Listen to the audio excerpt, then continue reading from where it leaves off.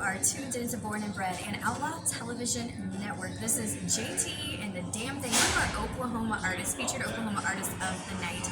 So, what inspired you to do music here in the Oklahoma music scene? My grandfather is originally from here, and even though I was born in Texas, moved up here when I was 13.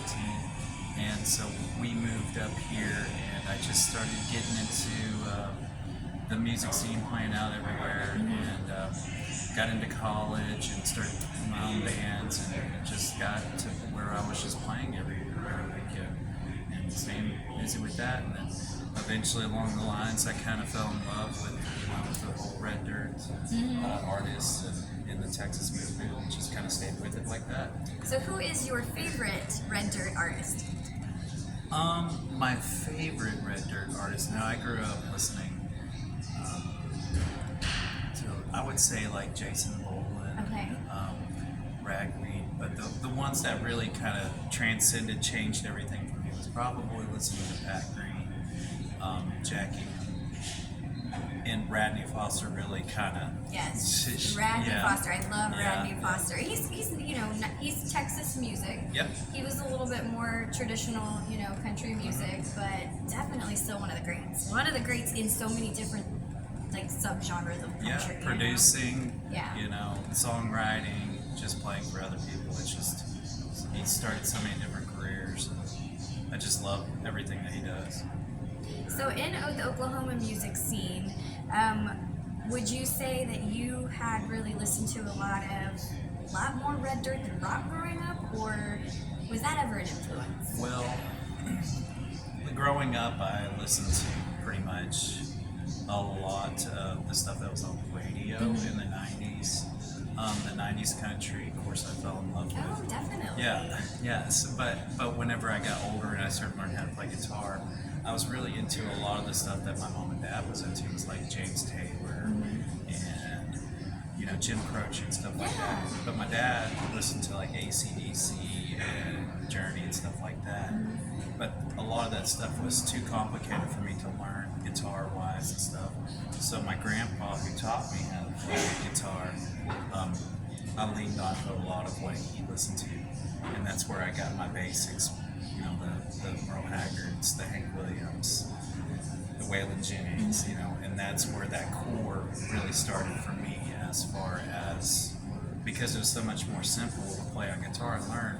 That's where my love of country music really kind of started from. Now, do you see any of that influence in your music now, in your writing, in your playing? Yeah, 100%. So a lot of my playing as a guitar player kind of came from that real country background, and but as far as my songwriting too, I leaned heavy on a lot of the old school Texas guys like Guy Clark, Jerry Jeff Walker, those people. So that's whenever I started to kind of discover the real outlaws, and so that opened up a whole other realm for me as a songwriter. But I still kind of leaned heavy into a lot of the people at the time, like Urban and Brad Paisley and stuff like that, as a guitar player. So you've got a pretty good eclectic taste there, all over the place. Yeah. So it's almost like I spent so much time playing as a guitar player as compared to a songwriter, that I've learned so much from both worlds, and then I've kind of intertwined. So if you were going to walk out onto a baseball field, all right, and ask you, what song would you walk out to? Oh, man. Probably one of my favorite ones is Blackberry Smoke. Blackberry Smoke? Yeah, so just about You act everything. like you've never thought about this before. I really haven't. I would probably walk out to Good One Coming On, Blackberry Smoke. That's a good one. That's a good one to walk out to. Yeah, I love it. So do you have any advice for people kind of up and coming here in the Oklahoma music scene? Because I know our music scene in the state of Oklahoma, we're trying to be a little bit more involved, but we're not quite there yet. So what is your advice for up and coming Oklahoma artists? I would say just support live music 100%.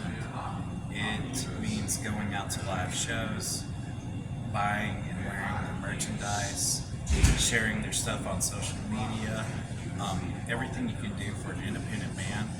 You know, just going to the website, just simply going out to their show and telling them that they're doing good and they like this song.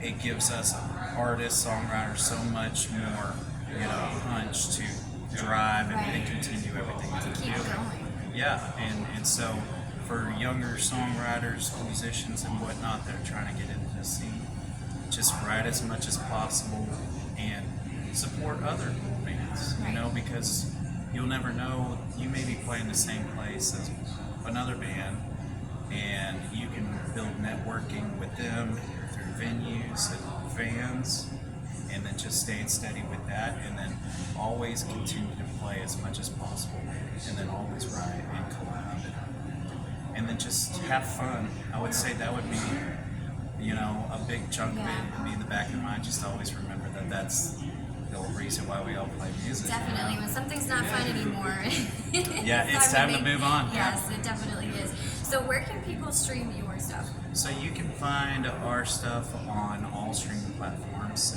We are on Spotify, Pandora, iTunes,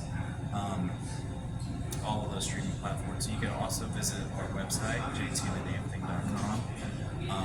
We have merchandise for sale, and then you can follow us on all the social medias. You know, just look up JT and the Damn Thing or JT Hubbard Music. JT Hubbard Music or JT and the Damn Thing. Make sure you guys give this guy a follow and a listen. And of course, stay tuned to Born and Bred, which is now playing on the Bull out of Arizona. And keep it tuned here to Outlaw Television Network.